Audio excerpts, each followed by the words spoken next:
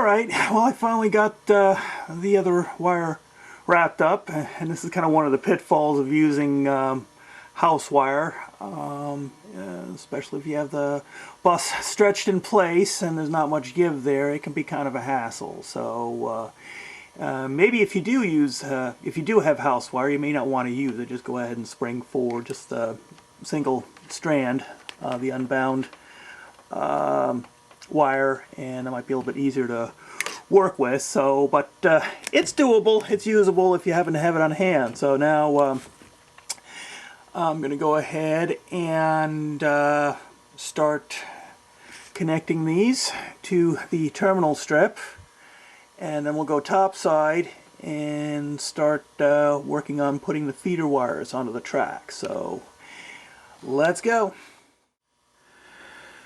Alright, this is the terminal strip I showed you earlier, and I've done a little prep work on it and taken some short loops of wire to tie all these terminals together. Now you can buy these plates at Radio Shack where you cut them to length, and they've already got grooves cut in for the screws. You cut them to length and you slip them in and tighten the screws, and you're done with it. But I guess at the time when I was looking at getting them, I thought they were a bit pricey for what they did. So this is how I do it. However you want to tie all these terminals together is up to you. So and what I did for these little loops here is I basically just cut short pieces of wire, put a little solder at the ends to tie all the strands together, and just screw them on. So that's my prep work. And now what's going to happen is I'm going to take the feeder wires that I've run from the bus and tie it to here and put that in there. And then I run my feeder wires for the track sections off of here. So it kind of gives you an idea where I'm going. You'll see what I'm doing as I continue on in this series. Alright, as you can see here, I have wires coming off the main bus, and here's what it looks like on the terminal strip. Let me back this up a little bit so you can get a fuller view of what's going on. There you go. Take one of the wires on one side, loop 3 terminals together. That's if you use a 6 position terminal, and another one for the hot feeder wire. It goes on this side, and then from here I feed to my track. So kind of see where I'm going here. Let's go ahead and move on to running the wire, soldering the wire to the track.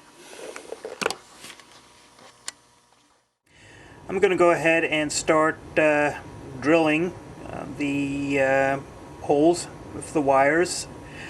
In my situation, the way I solder the wires to the track, I usually solder them to the rail joiners from underneath. So I mean, you have the option of drilling the holes on the inside or just on the outside of the rail, depending on the technique you're using. If you're using the real thin 22 gauge wire, then the standard recommendation is you drill the hole outside of the rail and then solder the feeder to the outside of the rail along like that. And that way, if you solder on the inside, you could foul the flanges and basically introduce the trains won't go smoothly across the joints. So the standard rule is to put it on the outside, but the way I do it, I put it on the inside, and you'll see what I mean, what I'm doing here. So let me go ahead and start drilling.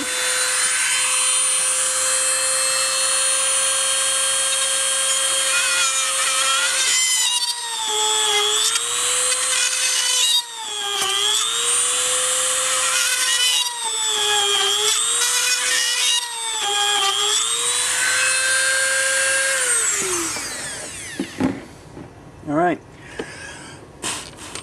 got the holes drilled. Alright, well, in good shape there. Alright, I'm going to take length of wire. I usually cut them a bit too long, about 18 inches or so.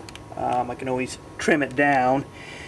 Now what I'm going to do is, well, first of all, you need to determine which side is going to be have the hot wire, the black wire, and which one's going to have the white wire, and be consistent throughout your layout, because you don't want to wire in a short. So in my situation, the rail furthest away from me is always going to be using the white wire. So that's something you just need to keep in mind when you actually do your wiring.